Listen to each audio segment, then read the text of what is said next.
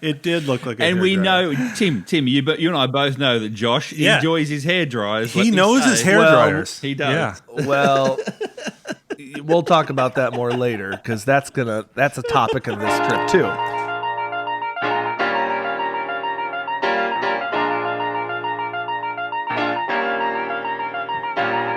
Do you love the outdoors? Do you love to travel? Do you love finding hidden treasures in towns all over the USA?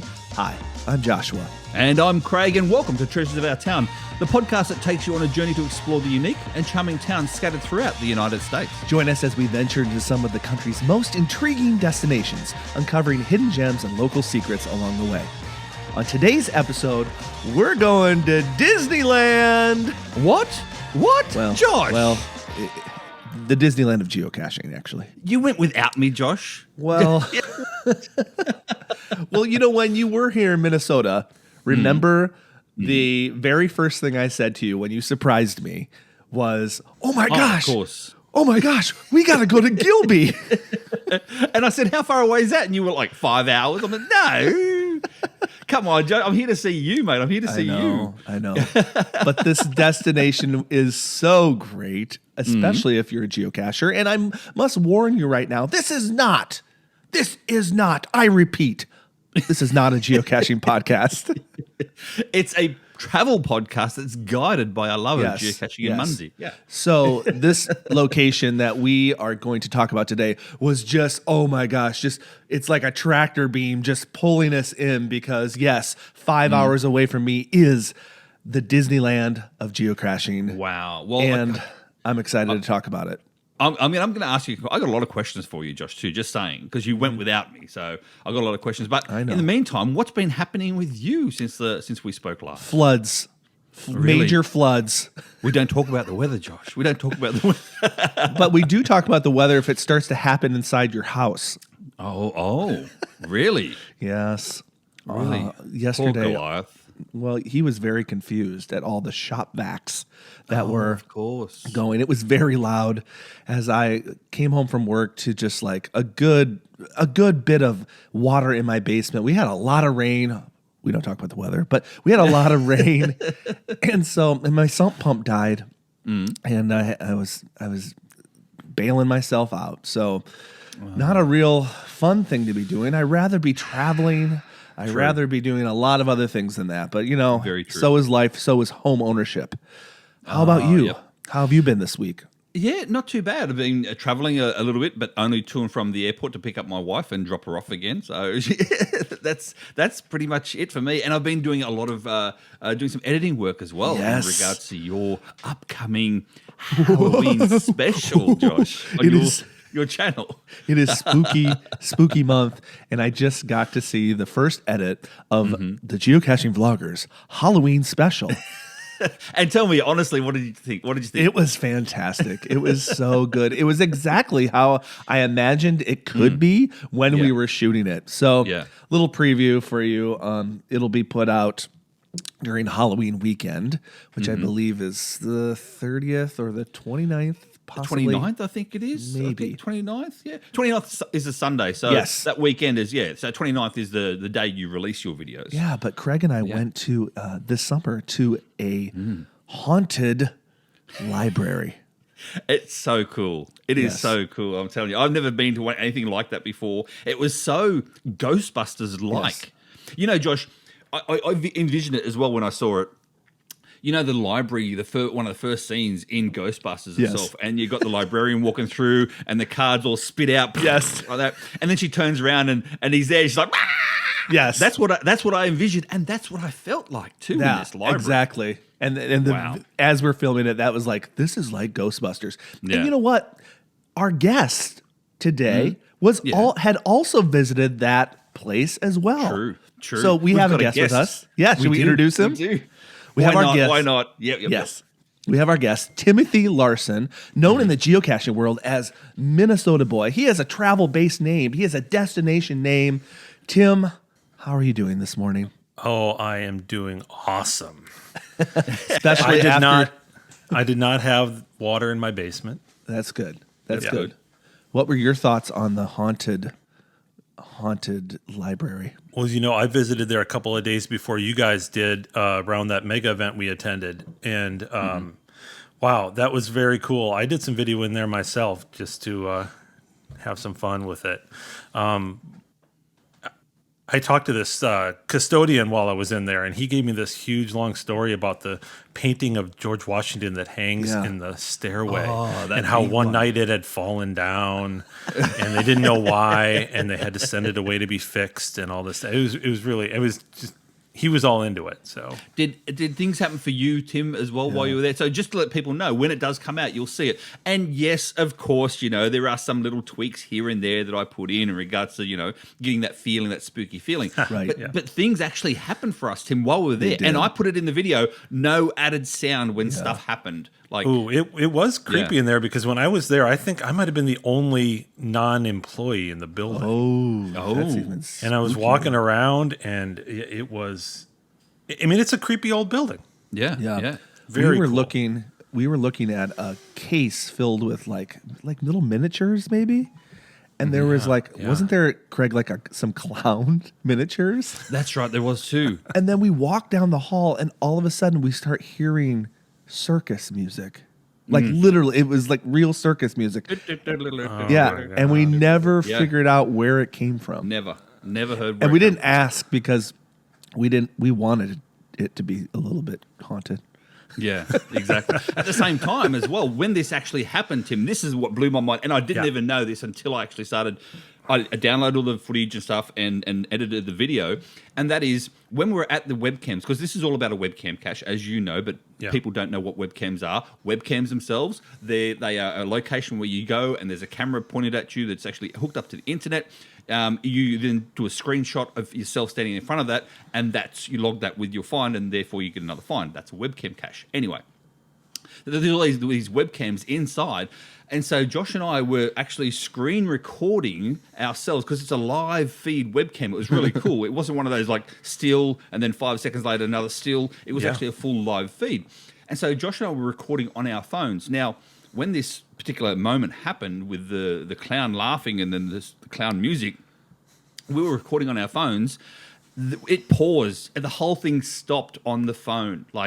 And we were turning around, we were looking around, and then the whole thing, Josh's whole phone actually totally paused. He had to almost reset his phone. And you'll see it in the video. And they'll see it in the video, Josh, because guess what?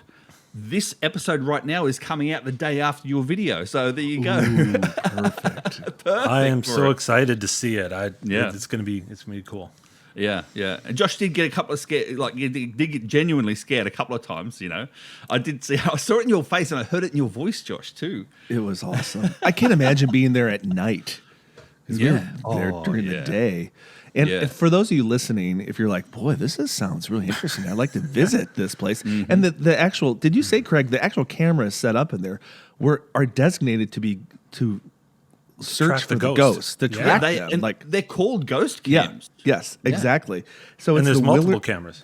Yeah, there was like 5 of them. So it's the Willard Public Library in Evansville, Indiana, which was about 45 minutes away from Owensboro, Kentucky. Yeah. So there's your little bonus. We didn't come on here to talk about spooky things, but this will be released the week of Halloween. So how appropriate. This is the best banter we've ever had. And what did we write down in the show notes for banter? Nothing. And I'm being serious. We wrote nothing about the banter. Wow, but anyway. That's talent. Just banter without notes. What do you mean, Josh? That's your life, isn't it? That's what you do when you record. You banter without notes. This is true. Banter without All right, notes. let's get on. Tim and Josh, I'm jealous, mate. I'm jealous because you guys went on a road trip without me up north, 5 hours drive. Yeah. Tell me the story. Tell me what happened. North Dakota, what's going on?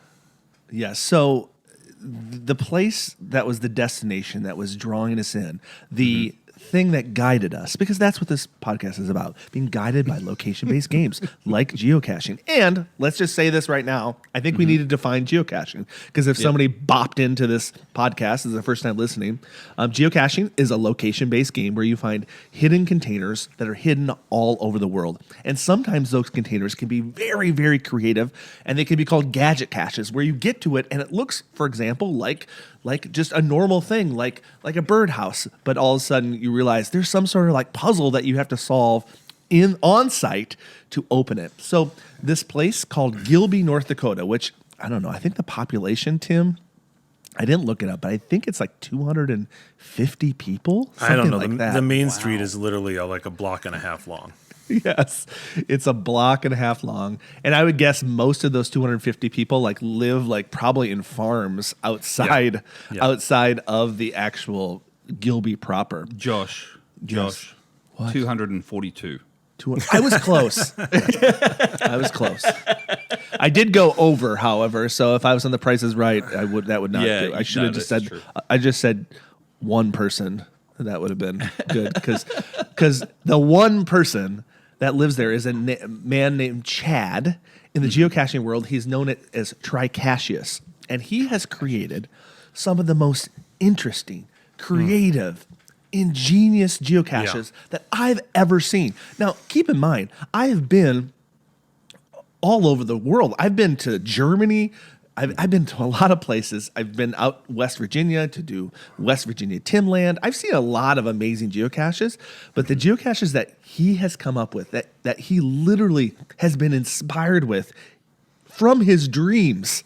And that's not a joke. That's not a joke. He dreams geocaches, creative geocaches. He has a little notebook next to his bed, and he wakes up in the middle of the night, and he writes them down, and then he creates them and makes them come to life.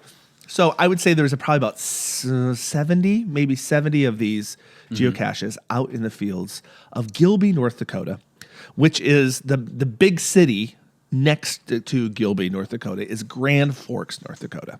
Yeah.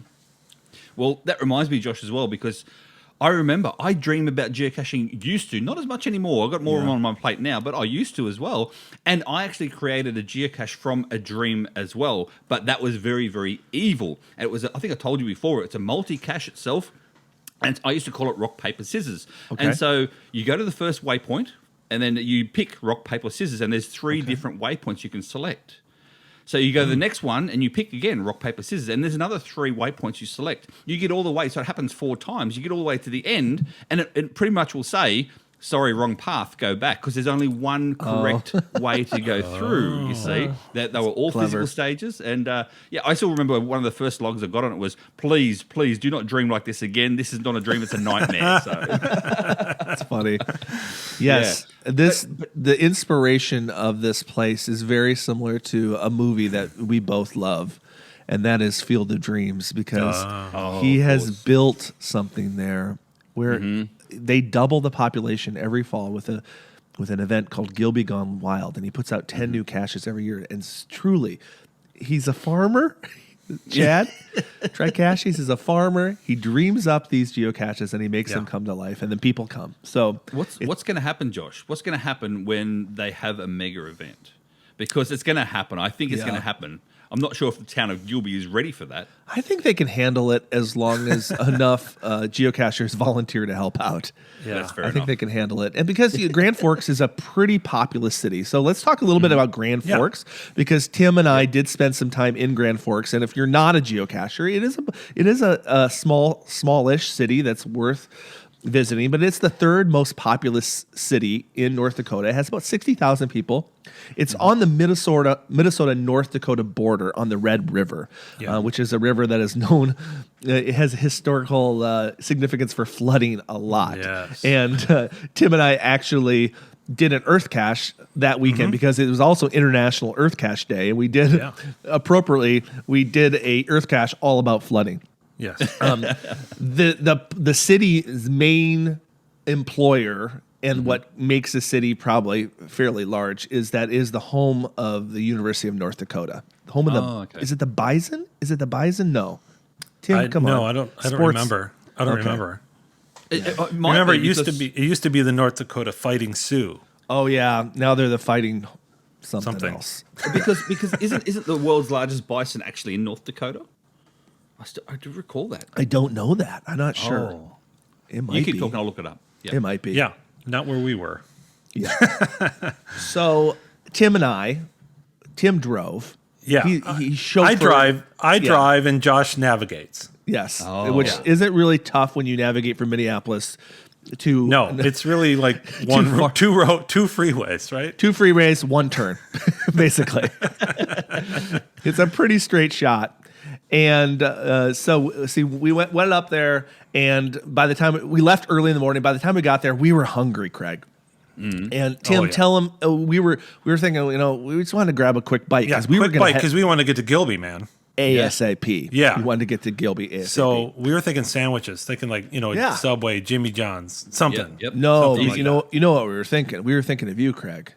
Why? We navigated right to Jersey Mike's. Yeah, Jersey Mike's. Yeah, we wanted the juice. I'm saying though, Jersey Mike's, it is a good sub. It's better than Subway. It is good. It is good. It's a great sub, especially if you go Mike's way. And we navigated right to it. Yeah, we did. And did we eat it? Yeah, did we eat at Jersey Mike's? We did not. Heck no. It was a strip mall, and we saw this place that caught our attention. It was called the Vinyl Taco. And when we went in, we were so pleasantly surprised. We would prefer, right? Normally we'd prefer a local place anyway, something more local to the community. True, exactly. It's a good tip, people. Support local. But although later in this podcast, you're going to find out my favorite chain restaurant in America, which I think is the best. But we'll get to that in a little bit. So we went to the Vinyl Taco. This place is a vinyl record, rock and roll inspired restaurant. Oh yeah, awesome. Vinyl's making a comeback. Oh yeah, well that's all we have. We have a record player. We have tons of vinyl. If I buy new music, don't stream it. I buy it on vinyl now. That's just my thing. Yeah. Vinyl last year, it was the first time that vinyl outsold CDs. CDs are dead. Yeah, they're dead. Yeah. They're gone. Tim and I had a great conversation about that. But here's so cool. I made a TikTok of it or a short, so you can watch it. We'll put it in the show notes. Mm-hmm. But this place is, kind of the 70s vinyl inspired. You had all these rock stars up on the walls. You had a bunch of like amps and stuff. You walk in, there's guitars that you can hold, and there's vinyl records everywhere. And get this, Craig, this was my favorite thing. The actual menus were vinyl records. No. Yes. Yeah, the menus were records. We both, I think both of our jaws dropped when she handed us those things. Wow. Tell me though, I have a question for you because all I can picture as well is, did they have like we call them a lazy Susan, but like a turntable in the middle of the table so you can actually share a meal? That would be a good idea. But they didn't have that. But they did have the ceiling fans had records in the middle of them. So the vinyl was spinning. It was turning. It was a very cool restaurant, and the tacos were. Oh, yes, that was my next question. What did you eat? What did you have? Tim, you go first. What did you? Kind of like a street taco style. Yeah. So like kind of smaller tacos. So we both ate 3 of them. Soft tacos or hard shell? Soft. Oh yeah, soft. Yeah, and I had one. One of mine was called the Gringo taco. Which is you're so close to Mexico, basically American style ground beef, cheese, lettuce, that kind of thing. And then I think I had some barbacoa. It was all wonderful. Yeah. And Josh, what did you have, mate? I had some sort of chicken concoction. It had a lot. It had a lot of sour cream. The sour cream, it just they doused it in sour cream. Well, the sounds of it, you had margaritas as well. Just saying. I did have margaritas because I knew she upselled me. I did not. I was driving. Yeah, that's true. Yep. Fair enough. Yeah, Josh does like his margaritas. I had one margarita before we headed out geocaching. But about that. I had one margarita. No, we're not singing that song. We want to keep our clean rating. Correct. But here's one cool thing about the vinyl taco too, and you'll see it on the video. It's a very short 1-minute video. Is that there's an A side to the restaurant and a B side. What? An A side and a B side, like an album. Like flip it over, or kinda. Well, you walk in the door and you can go left or right. Yeah, you can go to the A side or the B side. The A side is just like a restaurant for everybody, but the B side was a 21+ bar where you could also get food. So that was sure.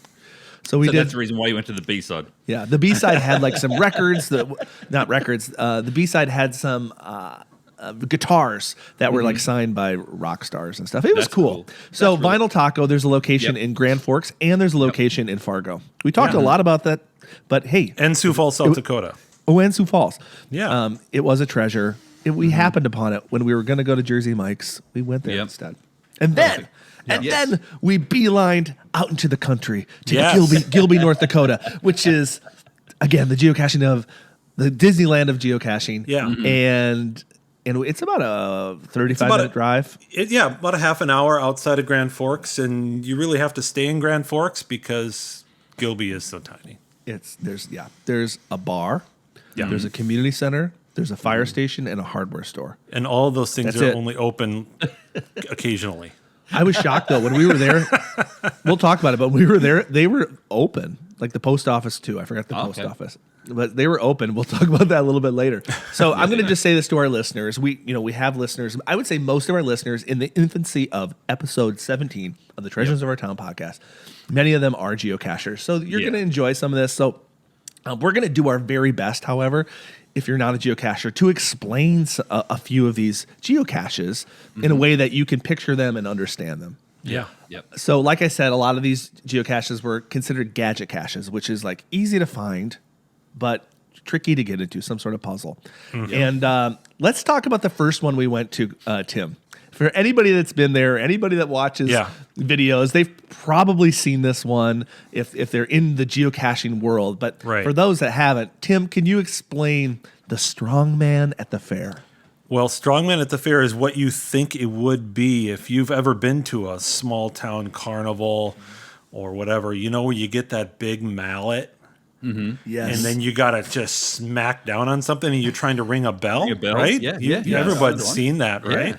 Yes. And so you walk into I don't know, Josh, you called them shelter belts. Yes, they're called shelter belts. So a lot of the geocaches are hidden out in the country. Yeah. And there's a field and the little row of trees between the fields to help so there's no erosion. Those are called shelter belts. So Tim Tricashius, he knows all the farmers and he's placed all these out here with permission in these shelter belts. That's really cool. Yeah, a very cool look. So you're just driving through the country and you pull off the road in these little spots and you walk into the woods, right? Just a little bit. And so I'm walking and I see there's a tree, and then right as you kind of follow around the tree, there's this carnival game attached to the side of the tree. How big are we talking, Tim? How big are we talking? How tall is it? Oh, taller than me. I'm 6 feet. I'm a little over 6 feet tall. It's taller than me. Yeah, probably 9 feet, maybe 8 to 9 feet. Wow. Yeah, and there's a huge mallet hanging on the side of it, and you know what you're supposed to do, right? You grab this mallet and you whack this thing. Yeah. Yep. And you hope that it does something because you don't know what, because they're gadget caches, right?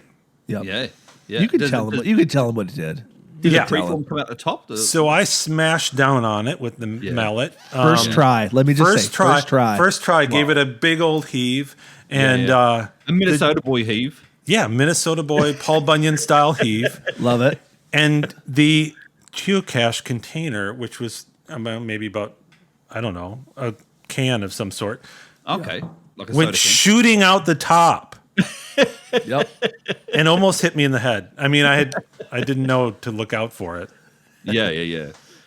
And that was the geocache. And you opened it up. And then you opened it up and the logbook's in there. Yeah. How do you get it back in though if it's so tall? It's not that tall. Oh, okay. You can kind of reach up. A lot of people step up and reach it. A lot of people on videos ask, how do you get the thing back in? How do you reset it's not this thing? that tall. Yeah, and this one you can kind of step back up and drop it in. Oh, okay. You can step up. And it's so funny because on the outside of the geocache, like on the different levels, as you go read up, they're like, it's like Urkel, Wimp, you can't, the geocache is mocking you. Try again. Because when I don't know if the mallet's heavier or maybe I'm just weaker. Here he goes, Tim. Here he goes. I told you it was my Paul Bunyan like swing. Exactly. It's not a GCV swing. I know. The first time I did it, it did not come out. And this was previous visits because I've visited this geocache before. And the first time I hit it, I broke the mallet. No. I broke it. Yeah. Yeah, Jim. Yeah. So, I broke them. It was so hard. I broke the mallet, but the thing didn't come out. Yeah, sure, Josh. Yeah. All right, so that's one example. Yeah, that's one. What have you got another one? I'll talk about two more, then we'll move on to food again. Yes. Yes. Yeah. This one's very famous. I think this might be in my top 5 favorite geocaches ever. Wow. And I've found 7,700. Okay. All over the world. Yeah. This one's called Driving Miss Daisy. Very famous. Yeah. Probably people have seen it before. Because we wanted, I'd been here before. I wanted to take Tim to the classics. So we the first day we kind of focused on some of the ones that I had already done. But I did find about 10 or so that I haven't found. Anyway, Driving Miss Daisy, you go to one of these shelter belts and you find an ammo can. Yeah. Which is basically, if you don't know what that is, it's a box. And you open it up, you think, oh, found the cache. Easy find. Easy. And when you open it, there's like this sort of gray hair dryer. It did look like a hair And we dryer. know, Tim, you and I both know that Josh enjoys his hair dryers. He knows his hair dryers. Well, we'll talk about that more later because that's a topic of this trip too. But yeah, I was so pleased to see a hair dryer finally, especially out in the woods. And on the outside of the hair dryer, it looks like a kind of a fan inside of it. So it does look like a hair dryer. And the outside, there's like these LED lights that are like colored, but they're not lit up. Yeah. And then when you look down at the ammo can, you notice that it's like there's a wood barrier to get into the geocache with a padlock lock on it. Yeah. Oh, and it's very code. And it's like 3-digit padlock code. So you look at this hairdryer thing, and on it says Miss Daisy. You're like, why is this thing called Miss Daisy? And then you think, oh my gosh, I need to drive with Miss Daisy. Yeah. So are you allowed to take it out? Yes. Yeah. You can take that part of it. You leave the ammo can behind. Yeah. You take that part with you, and there's also an arrow on it that says like point this side forward. Oh. So you're like, some clues as to what to do. So you literally hang it out the window and drive. Yes. So then we got into the car. Wow. And we did discover too that it didn't work if you held it out the passenger side. It had to be the driver's side. You had to be Morgan Freeman. Yeah. It had to be Morgan Freeman. So how is that for danger wise? Like, is that legal? Well, drive with a hair there's dryer? very few cars. There's not a lot of traffic. Very few. Mainly just tractors that you have to watch out for. Yeah. And so when you stick it out and you get enough speed, these LED lights start lighting up. Yeah. And it reveals the padlock code. Wow. And then you go back and you open up the geocache. Wow. I have never seen any caches, other cache like that. Wow, ever. that's insane. So two people, if you get there like 5 minutes after someone else has taken it, then you can't do it until they come back. That would be true. It was good that we went on a day where there wasn't a lot of people there. Yeah. Well, it is 242 residents, so. We saw one other set of caches, I think, all day. Random. All 2 days. This place is a destination for geocachers. People are there all the time. Yeah. I'll talk about one more, and then we'll head into Grand Forks. There was one that I had not found before that was hidden last year called Quidditch. Like Harry Potter. Yeah. Oh. Quidditch. Oh, I haven't seen this one. Yeah. And you get there, and there's this very well-constructed broom. Of course there is. Yeah. It looked very realistic. Yeah. Yes. And like you could just fly away. Yeah, of course we had to have a photo shoot. I think we sent you some of the pictures. Yes. Oh, that's right. This is the one where Tim was trying to be like his mother-in-law or something. But anyway,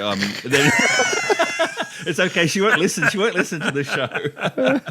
But then Josh was more proud, and so he held it up above his head. I do recall. Yeah, his photo turned out a lot better than mine. Yeah, I didn't want to go the. I was like, put it between your legs. Put it between your legs. Put it between your legs, Tim. And then you're That's like, perfect. And then you're like, don't take it out now, Tim. Take it out now. Maybe that wasn't a good idea. A lot of the photos on the cache page are people that are put it in between their legs, but then they jump and take the photo to make it look like it's flying. It's cool. Flying. That's we cool. should have. We didn't think of that. No, you didn't think of that. So what do you have to do for this one? So on the broom, it's a magic broom, of course. Okay, yeah. And there's a button on it. Of course, there's a button. Wow. And the button, it's basically a remote doorbell. Oh, like your one in It's Germany, one of those. the barking Yes. one. Oh, Yes, where similar ding to dong, that. ding dong. Yeah, and it takes you to you ring it, and it takes you to the Perfect. geocache. Tim actually thought it was the music was coming out of the broom. And I was Yeah, like, I no, couldn't. I think because I was holding the broom between me and where that location was, and so it was sounded like I couldn't quite differentiate hear between where the it was two. coming from, but it was a little bit of a distance away. Plus, your hearing in your old age gets a bit rough. Yeah, you are 11 years older than me. I am super old. So that's the geocache. That's some of the cool geocaches you can actually find. Yeah, first night. We might Yeah. talk about a few more a little bit later, but let's head back into Grand Forks, shall we? Because it's a Yeah, we larger were- area, Grand Yeah. Forks, yep. And by We the were way, just to hungry. let you know, Josh, when you say about Grand Yeah. Forks before, yes, the world's largest buffalo monument is in Jamestown, North Dakota. If you want, it's 26 foot tall, 60 tons of concrete go into it. So there you go, Jamestown in North Dakota. I was correct. That's a ways away, though. Yeah, but it's that's North, on the I said other North side of Dakota. the state. I said North Dakota. Come on, give me something. I'm from No, Australia. that is good. I'm impressed, but You I'm were just right. saying. I'm just saying we would not have been able to No. visit it because it No, was no, very. no, It's no. pretty far away. Yeah. It's a long state. Yeah. So whenever we go to these communities, as we said before, we like to support some of the local establishments. And I did my research before, and found some travel blogs. And the number one place that every travel blog was telling us to go was this place called Rhombus Guy's Pizza. Yeah. Oh, pizza. And I didn't do any research, but that sounds like we didn't even talk about this, Tim. But was this created by some math dudes like Rhombus? Yeah, Rhombus Like, guys.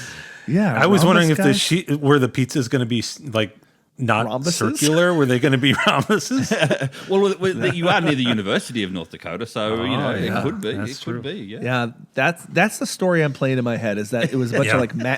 of math majors, and they decided to create a pizza joint, and they also created a brewery as well that we tried to go to, but we'll talk Yeah, about that. that was- But it was many people say that the Rhombus Guy's Pizza is the best pizza in North Dakota. There you go. You heard it here.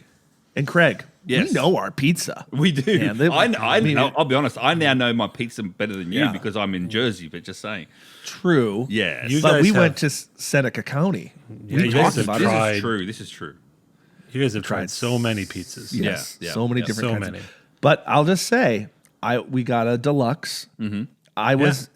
I'll just say this: I was impressed. Like the crust kind of reminded me of that place, Craig, where they wouldn't tell us the secret ingredient to the crust. Oh, I remember that place. That was she was cool. Like- she had she talked to us on air as well. That was cool.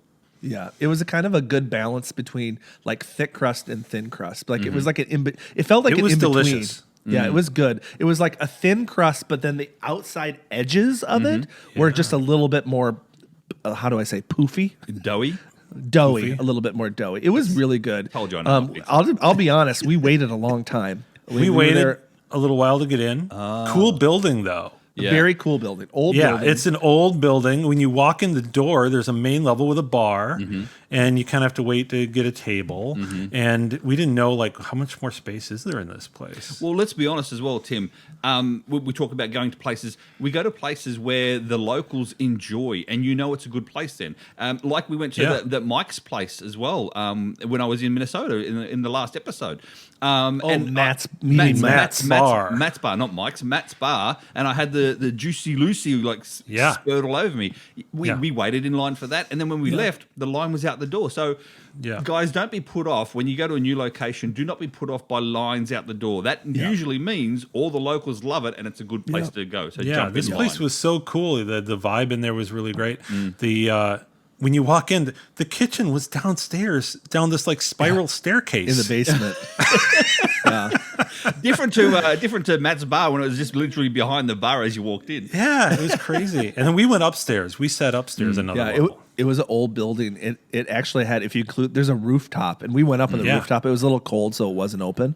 But the place, what we saw, there might have been more. It was 4 levels. It's an old building that had 4. They took over this whole building. That's it was cool. pretty neat. I did like it. And we did play. Every time we do trips, we have to have some sort of competition, so we can We put do. we can put Zeds on the line. Yeah. Munzee Zeds now. Munzee money. We're going Munzee money. We're going different game altogether now. Yeah. Munzee money is just as good as regular money. It really Yeah. is. Yeah. To us, it is. Yeah. Yeah. So they put it. I was a little upset because there were all these cool places to sit in this restaurant, Yeah, and they literally yeah. put us in the back, in the corner. One table back. The only table back there. We were by ourselves. only one. Josh, nobody puts Josh in the corner. Nobody puts me in a corner. I carried And a actually, watermelon. I carried a watermelon. I know. The funny thing is, the server sat us there. Not the server, but the host sat us there. Yeah. And Tim, I literally looked at her. I called her over to the table. I said, "Hey, have you ever seen Dirty Dancing?" I was going to say you didn't, but it's Josh, so he did. No, I did. And she said no. She said no. And I was like, oh, shoot. Because I wanted her to bite on it. Yeah. I wanted her to say, yeah. oh, because nobody puts baby in it. And then I explained it to her. I don't know. I don't think she was impressed. No, but I she don't apologized. think she was. She apologized because I said nobody puts baby in a corner. She goes, oh, I'm so sorry. I'm like, I'm just kidding. They don't get it. It's too hard to explain. I mean, as a college girl, it was just Yeah. outside Yeah, her generation. yeah. Her parents didn't educate her properly. you know. Exactly. I mean, let's be honest. Your kids, Josh, they've all watched Dirty Dancing. Oh, of They've course, been they educated know. correctly. They know. They know these things. Anyway, Anyway. they put us in the corner, but Yep. right next to us was a free Yes. foosball table. Yes. Foosball. Yeah. Foosball. Tim. Yes. Were you thinking to yourself, please not let this be like another axe throwing Kinda. competition? Yeah, we have competed in axe throwing We before. have. We have. And lost. Craig and I have lost. And Josh and I competed in mini golf. And Josh Mini golf. lost. Josh Yep, lost. and also competitive mirror amazing. That's Just kidding. true. Yeah. But we didn't put Mirror seconds on amazing. that because I know I would have won that one. I knew right off that I am horrible at foosball. I'm really not good at that game. And I thought Josh, with his background working with youth a lot, maybe he would be really top notch. Yeah. I hadn't played in years. But we played one round, and I promise you, Tim, I promise you, I didn't hustle you. Oh, Yeah, he was hustling me. Because you beat me the first. I did. He beat me the Yeah. first round. Yeah. Yeah, There's then a I- reason weren't, for that, Tim. we There's weren't a betting. reason. And then, after I beat him once, then he says, you know what? You want to play another game for Zeds? That should have been a telltale sign, Tim. What are you doing? What are you doing? Hey, we're on these trips for the fun, for the adventure. This is true. You know, the risk is important. What's so. a few All of a Zeds between sudden- mates? It was amazing. I just came to life. Oh, look at that. His strong hand came back. Oh, I just used my strong hand. He was rocketing those balls into the net. Yep, exactly. Yeah. Well, Tim, you I should did know as win well game because 2. Josh loves. He's got a love or affinity with those claw machines, and that takes dexterity skill. That's with true. his hands. So Yeah. you should have known you were being hustled, Tim. Jeez. Yeah, well, So I how got much my did you payback lose? later. How much did you lose? 500 Zeds. 500 Zeds down the drain. Yep. But about that's not the end of the story. No, there's payback later. Okay. Yeah. So what And happened then we after that? went to our Airbnb. And Yeah. when you take geocachers will understand this. Yeah. Usually when you're geocaching, it's like you don't need a place to like spend a lot of time. You just need a place to lay your head. Yes. In the words of Briscoe Darlin from the Andy Griffith Show, all you need is a bed and a Bible. That's all you need. And Josh needs a hairdryer too for the morning. Just And a hairdryer. And this one had a bed, no Bible, and no hairdryer. Yeah. Oh my oh, gosh. Tim. It happened again. You saw it for the second time. I mean, let's be honest, people. This is an audio only podcast. Tim does not need a hairdryer. No, I'll just say that he does not. Not need a lot of hair hairdryer. left up there. So, Well, Josh, what Tim- did you do with no hairdryer? Did you go back to driving Miss Daisy? Or Hat. Well, hat, yes, but whined first. He whined first, and then a hat. But here's the thing that's funny. We pull up to this Airbnb. Again, it wasn't. So we pull up and we're like, oh, this is interesting. Well, you think of Airbnbs, you think of a cozy, quaint apartment, little cabin or something nice. No, this was like Well- in the middle. Across the street, there were huge fuel storage tanks. So, Josh, it's not like that time where you thought you were staying at a gas station, but it was a beautiful place behind the gas station. I remember you talking to me about that one as well. Yeah. So it wasn't like no, that. So Tim looks at the map. I think you looked at the Munzee map, Yeah. and you can see what this place used to be. Yeah. Oh, And tell him It was like America's Best Inn or whatever it was.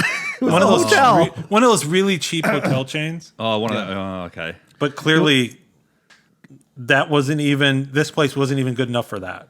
So someone bought the whole thing and then just were renting out rooms on Airbnb. Yeah. Well, Yeah. no, there were people that actually lived there. Oh, yeah, I think They so. converted some of these to apartments. Oh. So it was nice. I'll just say this: it was nicer than America's Home Best Inn. Oh, like yeah. when we went in, it was like a nice wood floor. There was a nice kitchenette. We had 2 rooms. Yeah. Well, Anybody who travels with Josh knows you want 2 rooms. Exactly right. Of course.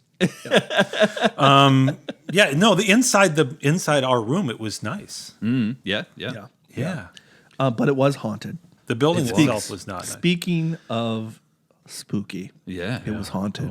Really? man. Like it's like what 12:30 at night, Yeah. and all of a sudden the TV turns on by itself No. and starts blasting. Yeah. Tim and I come out like, In the living room, because we're what is both You're in the in rooms. separate rooms with Yeah. our doors closed. And we both had been woken up by this. Wow. And I thought maybe it was, because there's a lot of people in this building. I thought somebody's making a lot of racket, whatever, but it wasn't that.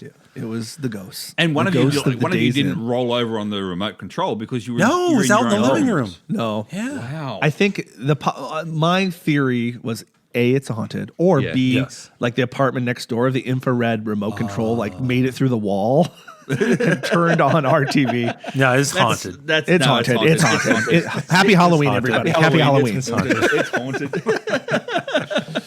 All right. So then we got a good night's sleep, and then we're like, we want to have another. Sorry, Josh, how the heck did you get a good night's sleep after that? To be honest with you, I couldn't. Just saying. We We just turned the volume all the way down in case it would happen again. yes. Yeah, we did. So it might have happened enough. again, but Fair we show those ghosts, Yeah. boss.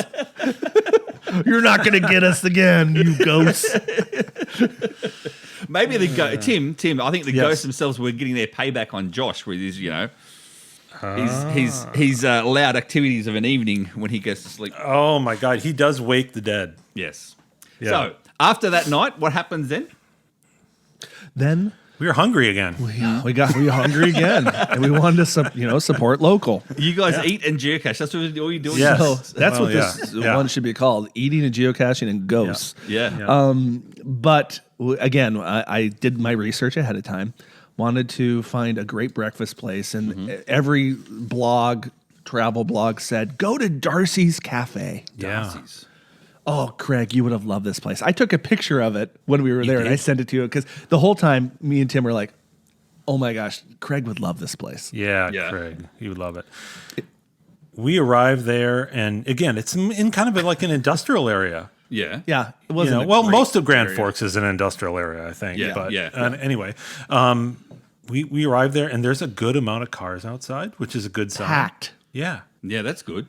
and it's just a and we- tiny little place. We were confused because we were like, we're going to show up. It said the place opened at 7:30 on the internet. When we got there, it was packed. We were like, wait a minute. They opened a lot earlier than that. I think they opened earlier just because all the locals knew when it really opened. Because when we Yeah. got there, it was packed.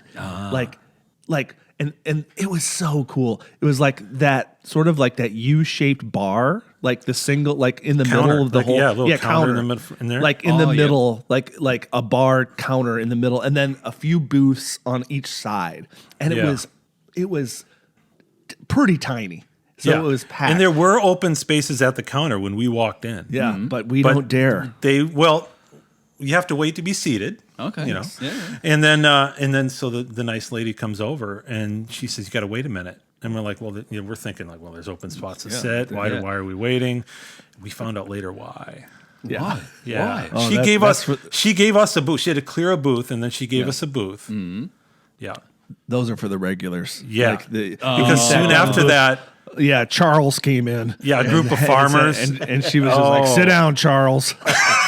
she knew all their names. So the regulars have got their normal seats, and Yeah. being Yeah. older regular style, they need to sit in the exact same seat. That's Yeah, the and she OCD, took one look yeah. at us and knew out of towners. Yeah. Well, actually, yeah, when we yeah. walk in, everybody looked at us, and Yeah, all of a everybody. sudden I heard Yeah. the music. Doo-doo-doo. And everybody looks at us and like, strangers in town. Yeah. Where are their gunslingers? But what did you have then to eat? Oh gosh, I had Dave's special. I don't know who Dave is, but he knows how to make a special. It was basically a pile of breakfast. It was just like, imagine like Chipotle. You know how they just kind of, in Chipotle, they just kind of mix it. This is like a Chipotle breakfast. They put hash browns, and then they put fries, sausage, bacon, ham, onions. It's like an omelet, but it wasn't encased in egg. So they threw everything in there, and it was just like a pile of breakfast. And it was so tasty. So it's not like the breakfast we had at midnight that time either. So I just had a standard, kind of a more standard breakfast: eggs, French toast, bacon, and it was wonderful. The stock stand. Well, there you go. So it was good food then. Oh, it was great. Again, the locals know where to eat. See, just saying. And it was great atmosphere too. Look, we're literally listening to these people at the counter, and they're like, "Hey, Charlie, have you got your crops out yet?" Literally. Oh, really? Yeah. And it's so funny because Grand Forks is like a big town, so clearly people are coming from the farms into Darcy's. It was hometown. It was a perfect Midwestern diner. Yeah. So this is Saturday morning too. So that might be their Saturday morning ritual. Like it was. Oh yeah. It was so good, and like a lot of small town diners, not very expensive. Oh, that's handy. Like a really good deal. This day and age, that's really good. Yeah. That's really good. So what happened after you went to the diner? Oh, you know what happened. We drove back to Gilby. It was calling. It was like a tractor beam calling our name. And we stop at the very first cache, and all of a sudden, a truck pulls up. Yeah. And who walks out of the truck but Tim? Tell him. Tricashius himself. Oh, the creator, the geocaching creator. And the thing is, neither Josh or I were live logging at that time, so it's not like he was looking to see where we were. He was everywhere. He just is everywhere out there. I'm convinced there's more than one. Like there might be more than one Chad. He might be either omnipresent, like he might be some kind of like geocaching god, or he has like a twin. Or triplets. True. Because I don't know how he does everything he does, but he showed up. Yeah, he and his wonderful wife showed up and were so gracious. I had never met him before. Kind soul. And he was so nice to me. He gave me path tags. Kinder soul to you. Yeah. In that interaction. Tell him. And Chad, if you're listening, I'm just going to be real. I'll be honest. When I saw what you gave Tim, my heart sank of jealousy. He gave me a wonderful geocoin. Wow. Geocoin. On one side with Tricashius name and logo, and on the other side, all things about Gilby. Yep. And some pictures of like some of his different caches, like on the coin. On the coin as well. Yeah. That's pretty cool. So again, Josh, those who don't know, a geocaching coin is a trackable related coin, very much like a challenge coin that everyone knows about as well that you get. Yeah. But these ones, you can actually log them on your geocaching account. So that's really cool. That's really cool, Tim. They're very valuable too. I got one. Josh did not. Oh wow! I don't know. I don't know. Maybe I was on Chad's bad side that day, or he only had one. I'm gonna say he only had one. Yeah, Chad doesn't have a bad side. No, he doesn't. I met Chad once as well, and I met him when at another one of Josh's Airbnbs that he had that time in was it Kansas? Where were we that time for the which had a hairdryer, by the way, and it was in a and that was in a field. That was actually in a let me just say, Yeah. Can I just give a tip about Airbnbs that I'm discovering? I've stayed at like 27 now on my account. And this is not sexist, but it might sound a little sexist. If the Airbnb is managed by a dude, it's not going to have everything you need. It's not, or it's not going to have as many frills. Remember when we were in Lompoc or whatever? We were in California, and like the hand soap was just dish soap. That was run by a dude. It was. If you look on the thing and it's run by a couple or a female, it's gonna have a hairdryer. It's gonna have. They're gonna think of more things. Dudes, for some reason, are like, "Oh, this is all they need is a bed and a Bible, minus the Bible, minus the hairdryer." Well, this Airbnb that we stayed at this time hit one size towel only, bath towel. Oh, no hand towel. No. See, again, that's those little techniques that we're talking about. All right. Yeah. So Tricashius, you met Tricashius, and did you do another cache there? let's talk. We did many caches. Yeah, we spent the so bulk of the time. We'll highlight a few of them. Tim, do you want to try to explain? This is a new one. Yeah. And so if you're a geocacher and you haven't been to Gilby in a while, this might be a spoiler. So you might want to move ahead like 3 minutes here. No, they can hear it. They'll hear it. It's up to them. Don't send you away wanted the to listeners. Skip. Describe. This is a geocache unlike anything I've ever seen. Can you describe, Tim, in layman terms, so everybody can understand that laser geocache? Oh my God, that was one of my favorites up there, just because I had never thought it I'd never conceived in my brain that a geocache would be using a laser. So yeah, you arrive again, simple find and a shelter belt. Here's a box. We open it up. And there's a sign that said something about "Don't look here because you lose an eye" or whatever it said. Yeah, anyway, can't look at a laser. So inside this box, there's one spot where this laser shoots out of this little spot, right? Yeah. And then you've got, what were there, like 6 different mirrors? Yeah, In there? the mirrors you could put them. You could move them around, and you could spin the them. mirrors and move them around. And you had to get that laser to bounce off the mirrors in a very particular way so that it would get to the other side of the box and make it into this little hole. And when you did that, if you accomplished this task, when you did that, Yeah. the little on the back of the box, a little door would go pop. Just pop right open. Wow. And then that's where the logbook is. Wow. So it's laser activated. Yes. Yes, That's amazing. but it's an example of like really tricky geocache. It was like it took us a bit to Yeah, figure, but because it's like doable. Like, Yeah, you know because what if I you mean? bumped it, the mirrors would move, and then so you And had to believe be me, real, we bumped. You'll you'll see the video, and trying to recreate it on video was tricky because like, okay, I'm like Tim, just slightly move that mirror just a little bit, and then we screwed up the whole thing. Yeah. Wow. Yeah. So, another geocache, and I'm going to take partial credit for this one. Yeah. Thanks, and I hope that's okay, Chad, if you're listening. Last winter I was watching Survivor. It's one of my favorite shows. Oh, Craig, yeah, I know. yeah. Craig, I know love you're a Survivor fan. I am. I'm a big Survivor fan.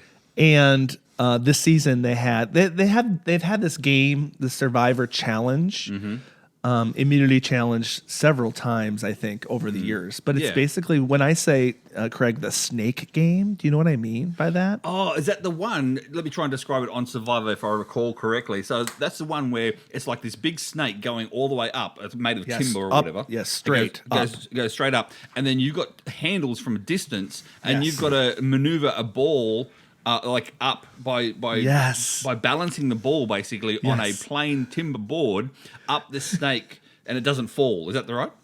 That's exactly There what There it you go. is. Yeah. See, I told you I'm a Survivor fan. So I'm watching this, and I pause Survivor. I take a picture of it, and I text it to. This is like February. Text it to Tricashius, and I said, "This would be a great idea for a cache." And he's like, "Thank you very much." And all of a sudden, I get up there, and what happens? He creates this thing as a geocache, where you get the ball up the snake, which was it was not easy. No, it was not. But possible, and you had to have just the most steady hand. Yep. But then once you get the ball to the top, it releases a lever. It pushes up a block Yep. that reveals the padlock code to get in. Oh, so To get into the geocache. Again, very clever. You don't need it to like pop a cache out, for instance. It just had to reveal the code. So I think we did it. I mean, I tried it, then you tried it, then I tried it, then you tried it, then I tried. I mean, we went back and forth a few times. I think Josh would be better at it because, as I said before, his dexterity with his claw machine, he'd be better off with his hands. But Tim did it first. I was the first one to get really? it all the way to the top, and it was just the ping pong. It was just a ping pong ball in there, so it's really light. It moved so And quickly. if you just move it just a little bit, it would go left or right, and you get off the snake, and then it would fall to the bottom, and you'd have to start over. Yep. But again, difficult but doable. How tall was this snake? You both just stopped bigger and than looked up there. taller than our head. The box was taller than our head off the ground, but Yep. didn't go all the way to the ground. So maybe the snake right. itself was maybe 4 feet, maybe.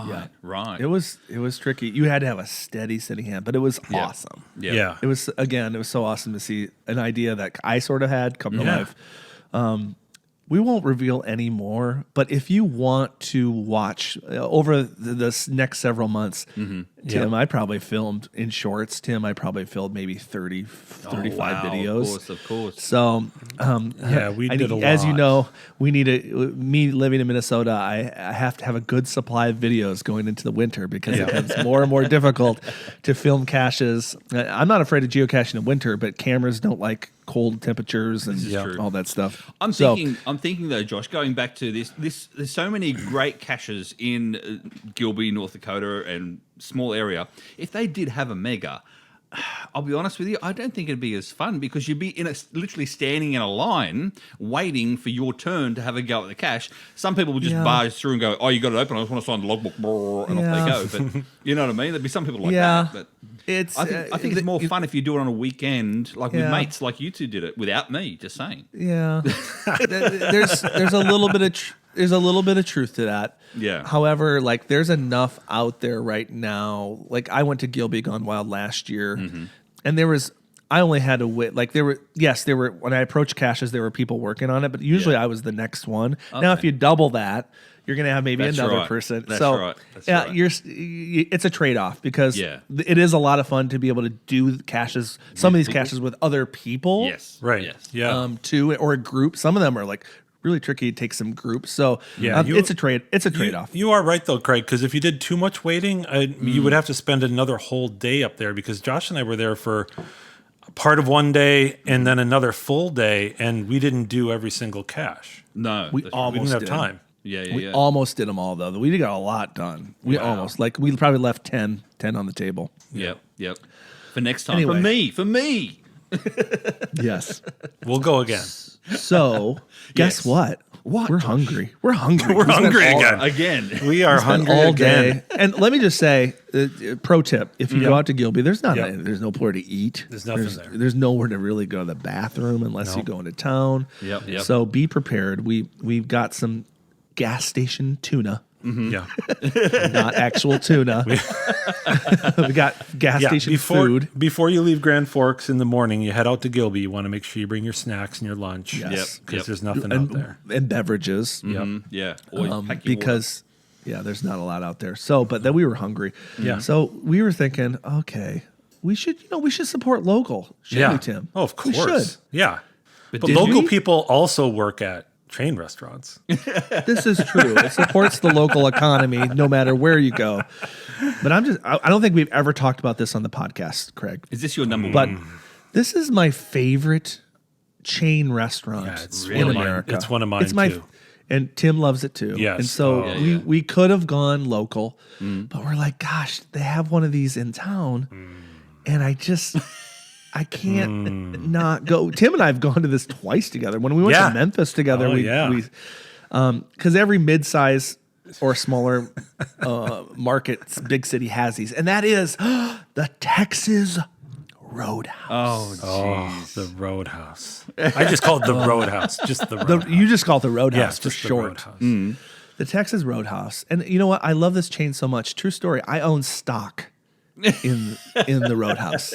That doesn't surprise me, Tim. That doesn't. Like if I ever have to complain, at the Roadhouse, I tell the server I am a stockholder, and I would like my kicker in my margarita complimentary. You know what, Tim? As well, he would actually say that to him as well. He would. He's not afraid to say weird things to servers. No, I am not a Karen though. I'm not a Karen. Who puts baby in the corner, for instance? You know, he's not afraid to say weird things. Well, here's the thing. I would be excited if they put me in the corner at the Texas Roadhouse. Yes. You know why? And left you there. It's one specific corner. Why? I've never had the opportunity this is Texas Roadhouse, if you're listening. Yeah. Sponsor of this podcast. Also, I have never been put in the corner at the Roadhouse, and I want to because every Roadhouse has Willie's Corner. Willie's Corner. Really? Do you know who Willie is? No, Craig? I have no clue. This is new for me. Every Roadhouse has a corner dedicated to the legend Willie Nelson. Oh, really? Yeah. It's a Texas Roadhouse. He's from Texas. of course. So you go there's a neon sign in every single Roadhouse called Willie's Corner. I've never sat there. So please, Texas Roadhouse, next time I go, I will tell you I'm a stockholder. So I would like to sit in Willie's Corner. Yes. But okay, so if you never been to Texas Roadhouse. Another pro tip for Texas Roadhouse. So I'm not a huge You have to have the app. Oh, yes. You have to have the app. Because you can check in on the app. Yes. Yeah, like my Buffalo Wild Wings. I check in on the app. Yeah. And you know what? No gatekeeping here. I was thinking about not telling them that because if everybody checks on the app, then, that's true. That's true. But we literally checked in on the app, and there's always a crowd waiting to get into the everyone. House. And we just went right. You to walk the front right past them. And really? Took our seat. Yeah. There you go. There you go. Yeah. That there alone is worth listening to this podcast for that tip alone. Yeah, just don't go to the ones where we are because we want to get in. Yeah.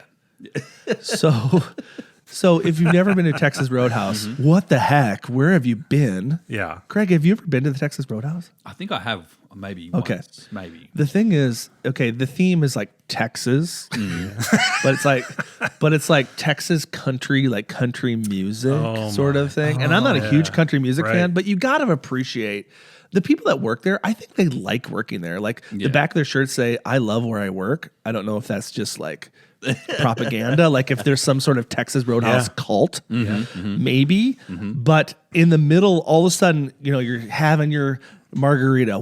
You're having one margarita and two margaritas. And then all of a sudden the country music gets louder and you're like, what's happening? Yeah. And what happens is that the servers all get in a line and they start line dancing. No. Yes. They have a main stop. Yeah. They stop what they're doing. There's a main aisle down the middle of the restaurant, and they all line up and they do a song. It's Is this one that there's unpolished timber floors? There's peanuts on the floor and all that sort of stuff as well. I think there used to be. Yeah, they have peanuts like in the lobby. We saw them on the way out. I think they used to have them everywhere, but they've kind of limited it down to the waiting area. Now the nuts are the ones who check in on the app. But let me just say one more thing about the Roadhouse, and then we'll move on. Because he's a stockholder. He said that. I'm a stockholder. Keep those stocks going up. I'm gesturing. You can't see, but the Texas Roadhouse is what I call is in the zone. What's the zone? And Josh? what I mean by that is that I always get the steak. Yeah. And it doesn't have the best steak in the world, okay? So if you go to a real steakhouse or a supper club like our friend Megan talked about, it's not the best steak in the world, but it's a pretty darn good steak, especially for the money.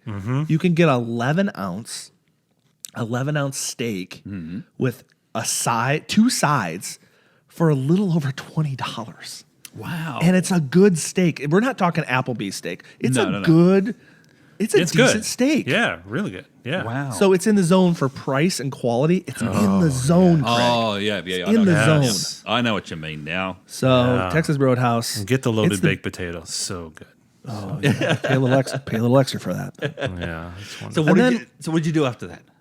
Well, we were like, we got to explore more Grand Forks. Yeah. So I don't know. So if you're not local to Minnesota, you don't probably know about this chain. But if you're from Minnesota, you know about a sports store called Scheels. It's a sports superstore. Scheels. Scheels.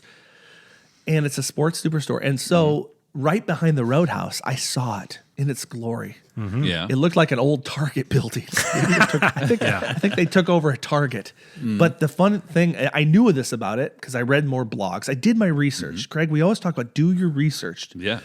And this is the first Scheels superstore ever. It's the number one. First wow. when they the OG. Scheels, the Scheels had been around. They were like a hardware store in like the 1900s, but as it progressed and as the grandsons took over, they decided to commit to sports, like a sports store. Yeah. So I looked at Tim and I said, Tim, and you know what, Tim, I'm not gonna throw you under the bus, but you were hesitant. And I was like, this is the first shields in America. Yeah. I think we should see, because some of them have special things. Because the shields in Fargo, for example, Craig, has a Ferris wheel in it. No. Like a tall up and down, not a carousel. Right. So does the one Ferris wheel. Yeah, Wow. the one in Eden Prairie, Minnesota, near where I live, also has one. I can just imagine when I walked. It's the same as when I walked into the Mall of America, and there was that everything not working there. But anyway, like, wow. So Tim, what was your thoughts when you walked in? Well, I've been in. I'm also live in Minnesota. I've been in multiple Shield stores. The stuff they have doesn't surprise me, but this one, like Josh said, looked like used to be in a Target. It's kind of an end of a mall. Mm-hmm. It didn't fit. It was all one level, which was weird. There was no Ferris wheel. You could tell from the outside there was no Ferris wheel in the shields, because many of the new shields are like 3 levels. Yeah, right. They're like really tall. So what did this one flat? have? What did this one have then? Well, not much until we got to the back. Well, they have a lot of things. We weren't shopping. Yeah. We weren't shopping. We were looking for fun. We were looking. Yeah, we were looking for the fun stuff. At the end of the day, it is a store that you shop at and buy purchase items from. Yeah. Yes. The one in Mankato, which is another Minnesota city, has a NASCAR simulator in it, which is really cool. So I just thought there's probably something cool They in must here. have something different. You got to see all of it. So you went to the back. What did you see? It was like a little bowling alley. Yeah. No. It was called, I think it was called Rollerball. 2 lanes. And it was like a bowling alley, but with the pins like were on strings. Yeah, I know the one. Yeah. Because they reset really quickly then. Yes. And the balls were not bowling balls. They were like tiny versions. So it was like tiny bowling. Yeah. But not really tiny. There's actually an official term for that, but anyway, I can't remember what it is. Yeah. I think it's called roller. I think it's called rollerball or something. Rollerball or roller pin or something. Yeah. But it was for 5 frames. It was get this. This is a tip if you're in Grand Forks. It was $1. No. Yeah. $1. Tim, did you pay for his dollar as well? Like I had to whenever we go anywhere. Let me tell you this short little. Oh gosh. Oh. Let me tell you this short little. Here we pro go. tip, Craig. Tip for traveling. Yep. When you go with somebody else, you should leave your wallet at home, because then the other person has to pay for everything. Which is exactly what happened when I picked up Josh True from his story. home. I forgot my wallet. That doesn't surprise me. Well, it's because I wasn't flying. It wasn't on my. So yes, I did pay the dollars. Yeah. And of course, Josh Everything is like, we need to up the ante here. Yep. Double or nothing. We need to play for Zeds. Zeds. Oh, for Zeds again. Yes. Yeah. Please, Tim, tell me. Thankfully, I hadn't paid him yet for the previous loss of Zeds. Oh. Yeah. But yeah, we played, and yeah, And you win? I won my Zeds back. He won both rounds. You And don't even another seem round. excited about it. And a second round, because he didn't like losing. So we did it at He really doesn't. We And did it then again. We then did it I again. owed I him. said, "This isn't axe throwing, Josh. I got you here." Yeah. So And did I pay my debts? Unlike you? Yes, I did. yes, I did receive the 500 Zeds in my munzee account. There you go. There you go.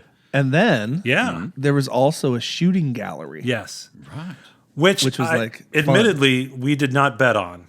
No. Yeah. And if we had, Josh would have won his 500 Zeds Yes. back. I have a good shot. Yeah. He didn't hustle you again. I wasn't confident. I don't know, because I'm putting the dollars in, so I don't know if I'm being hustled. This is true. I think maybe I was. Yeah. Yeah. It was fun. And then what happens after the shooting gallery, guys? Oh. I'm moving it Our along tradition. here because we're an hour and 7 minutes now. So Yeah, we got to pick this up. Our tradition is we went to a liquor store and got the champagne of beers. Yes. Miller High Life. Yes. Not Miller High sponsored. Life. The Miller High cutest Life are shorties. listening. 7-ounce bottles. Oh, Shorties. Well, Shorties. the thing is, because it was just Josh and I know if we had a Craig with us, we would have had to buy a 12-pack of full-size bottles. correct. Well, But- what's Too the much use of having roasting just on this one? podcast. What's the use of having just one? Come on, guys. You know I'm a thirsty man. The cutest little 7-ounce bottles, which was enough for us. Yep, They were adorable. We Yep. drank them all. Of course. And then we went to bed in our haunted hotel, Back in haunted hotel. Airbnb. And then we got up and we started heading back home. Yeah. And you have to go through Fargo Moorhead on the way home. And for years, I've wanted to stop at the world's largest dilly bar. What's a dilly bar? A dilly bar is like a novelty ice cream item that only Dairy Queen sells. Oh, okay. So in Moorhead, the Moorhead Dairy Queen is one of the OG Dairy Queens, not the first, right? But they invented the dilly bar. It's like, if you don't know what a dilly bar, it's like ice cream, but it has a hard shell on the outside, and it holds the ice cream in. Oh, like a chocolate shell on the outside. Yeah. Yes, but I got a cherry one. Yeah, it's like a shell. Okay. And we go there, and I'm thinking I'm just gonna get some video of the world's largest dilly bar. We're there at 9 a.m. 9:30. Yeah, and this place. It's chilly out. Very, very chilly. Yeah. 40 degrees, 45 degrees Fahrenheit. Fahrenheit, and this place is open. Get this place is open at 9:30 a.m. on a Sunday. That's Craig, you're not impressed by that, but that's incredible. Yeah, I don't nothing's open. Most Dairy Queens are not, apart from church on Normally a Sunday. It's just church open that time in the morning Sundays. So the world's largest dilly bar it's magnificent, and I was impressed that they were open. And that just travel tip. Go to if you're in Moorhead, Minnesota, which is right across the river from Fargo, go to this Dairy Queen. Because it has legacy items. Yeah. It has items that other Dairy Queens are not allowed to sell, like old school items. Like Tim got this like malt in a Dixie cup. Yeah, and I can't. What is it called? What was it called? It was just Mr. Malty or something. Mr. Malty. Yeah, and you look at the menu, you're like, what's that Mr. Malty? And they have like. What caught my eye, Josh, with the Mr. Malty was like $1.15. Wow. Yes, it had legacy prices. And that includes tax. Or was that plus tax? And the funny thing is, I did a little research. These legacy items, they're the only Dairy Queen that can sell these older items. Yeah. Because Dairy Queen's a chain because they have a 70-year contract that was signed years and years ago that said we can serve what we want. Yeah. That's cool. That's really cool. Yeah. And I have been in Fargo at other times when in Fargo Moorhead, the Dairy Queen's in Moorhead in the Minnesota side of the river. And I've been there before, like more during the day in the summer when the line for this place is 2 blocks long. Yeah. For a Dairy Queen, which is really unusual. Yeah. Yep. And then what'd you do after the and then after that, we went to the river to learn about flooding. Yeah. Yes. Because it was international. Earth cache. Yep. It was International Earth Cache Day, so we had to get an Earth Cache that weekend. Josh. We did. Josh, for the listeners who don't know, what's an Earth cache? Good question. Earth Cache is like a virtual cache where there's no physical container, but it's some geological sort of feature there. And you go there and you kind of learn about the geology of the area. And typically you just have to answer some questions that you can only typically answer if you're at the location. Right. And you send those answers to that question to the person that owns the geocache, and then you get a find. You get a geocache find for it. Yep. And some people don't like them because it just feels like science homework, which it is. Yeah. I'm back in school. I don't want to do schoolwork. But the world is our playing board, so I think we should give some attention to. Yeah,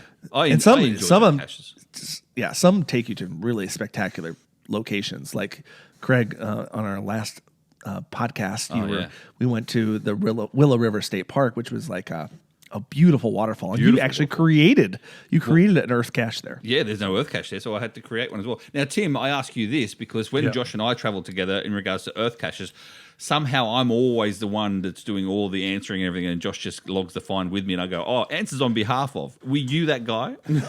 We tag teamed it. I have to say we tag teamed it. Yeah, we were both trying to find the information about the flooding and why it's important. For instance, this one had why is it important, like how big the levees get built and things like that. So there was information off a plaque that I found. It was very it was teamwork. I didn't just piggyback. We are roasting a little bit on this episode, Josh. What's going on? We can't have Tim on here anymore because then these guys are just ganging up on me. No, you know what it is, Josh? I'll tell you what it is. It's me. It's just me with FOMO. I got FOMO, mate. I missed out on this trip, and and I'm a bit jealous for missing out. You did. And speaking of FOMO,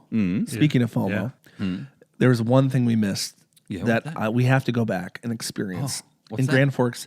Weidman's candy store, famous candy store. They have these famous things called chippers. Chippers. And every time we tried, it was closed. Yeah. Chippers are basically chocolate-covered potato chips that they sell at this candy store in Grand Forks.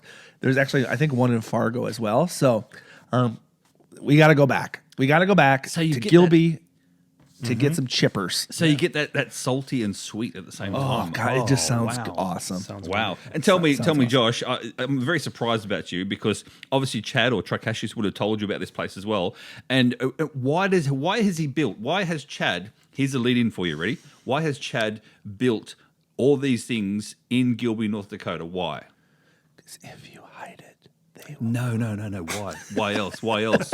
Why else, Josh? Why else? I'm giving you I know. platter. I know why. Why? Because he's proud of his town. There it is. That is, guys, that's a really rare thing these days. Yeah. Is when a man is proud of his town. And so he's proud of his town. He wants to bring people there. And it's so funny. We didn't say this, but before we left, we had to use the restroom. Yeah. And the community center was actually open. Yeah. And we walk into the community center. Who's there? Chad. Of course. Chad is there. Oh, wow. He's everywhere. Wow. That was Chad B or Chad C? Which Chad was that? We weren't sure. We weren't sure. On the end of the building where the hardware store is, there's a huge mural about Gilby. It has, tractor and things about the town on it. Yeah. His name is on it. Not like his name, like Chad. It says Tricashius. His geocaching name? Yes. Yeah. And there's like a little Disneyland castle, and it says Disneyland of geocaching. Is he like the unofficial mayor of Gilby or something? I don't know. I don't know who the mayor is. I don't think he should be mayor, but he should be. Yeah. He's the unofficial mayor for sure. Yeah. Anyway. Well, Tim, thank you so visit much. Tim, thank you so much for joining us on this podcast and stuff. Now, Josh, we didn't say either, but Tim, you're a Patreon member of ours as well. Yes, I am. Appreciate that. I wish I wouldn't have won so many times against you and the Zeds, because that's money that goes to support us. It's okay. It's okay. We'll keep on keeping on, then the money will keep flowing. And just to let everyone know as well, on our Patreon, Josh, we recently had a competition from Olio in Ohio. No, I said it wrong again. Yeah, that's right. Olio in Ohio? In Iowa. Olio in Iowa. Iowa. I said it wrong.